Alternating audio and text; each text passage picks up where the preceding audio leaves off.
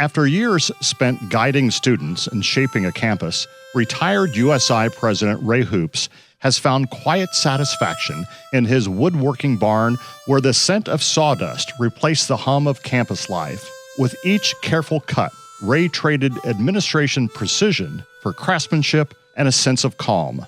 Well, I was born in Central Illinois at home in a small house that was the sharecroppers' residence on a larger farm. My father was a field hand virtually all his life. I was in the 4th grade before any of the homes we lived in even had electricity. But all of the houses that were provided for that people who had that job did not have any facilities. You had an outdoor privy, no running water. In fact, I think the bathtub I ever sat in was when I went to college, though happily I got some showers in high school, so it wasn't quite that bad.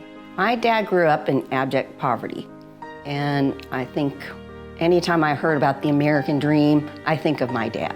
He knew very early that he didn't want to be a farmer. He just didn't know what else to be. Well, I was a pretty bookish student. I had read everything in the little library in the hometown. I was awarded a scholarship from the state of Illinois just based on test scores, and then of course had a fellowship at Purdue to finish my doctorate. Well, I knew I wanted to be a research scientist. I was a prolific scientist. In the citation index, I was one of the top 100 in the country at that time. Citation index is if anybody cites your work. Research that I did was on individuals who had had brain damage because of strokes. So having been a competent scientist, I was made acting graduate dean at Michigan. But when I applied for the permanent position, I did not get it. I was not selected. So I went to the University of Northern Iowa to the graduate deanship there, and I've been in administration since that time. He made it clear when he came here, he was here to stay. He wasn't going to seek another presidency at a bigger university.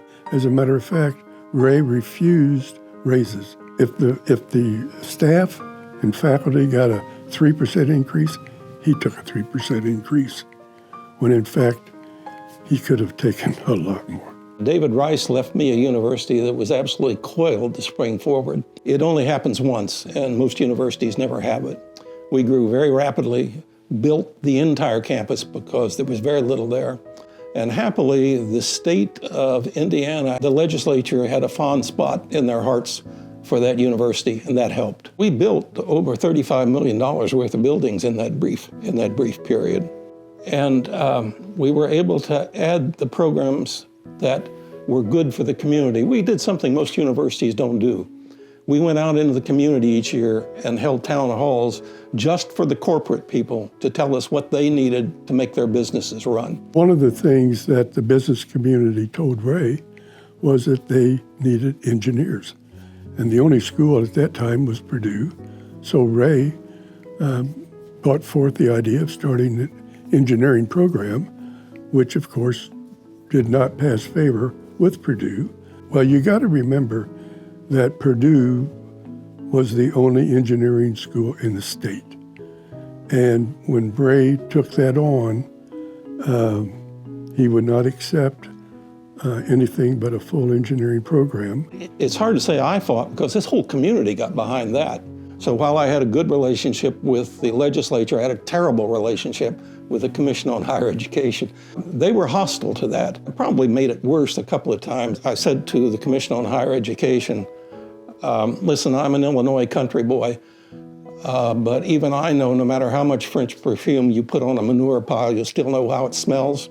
Well, you think the press didn't pick that up, so I probably made it worse, but we were successful, and it's been a huge success. Ray just bulldozed his way through and got the program approved. I think if you were to do a survey today, you would see that a great number of those graduates are serving the business communities today. So it's providing jobs, local jobs. So my dad's a real problem solver. I think part of it is that he didn't see things as problems. He saw them as things that needed to be done. Well, I went everywhere with my dad when I was a little kid. We spent a lot of time in hardware stores, landfills, pawn shops. We fixed cars. We did projects around the house. I probably could have worked in a hardware store when I was 5 years old. I knew every tool and what it was for. So it's not so surprising that we're sitting in his garage mahal these days. We really talked about everything. He prepared me about as well as anybody could be prepared to go out into the world. What I would like to say to Ray today is I appreciate you, what you've done for the community, and how you left the university to grow, prosper, and this award just is icing on the cake. I believe that it's probably the most prestigious award that you can have in Evansville, Indiana.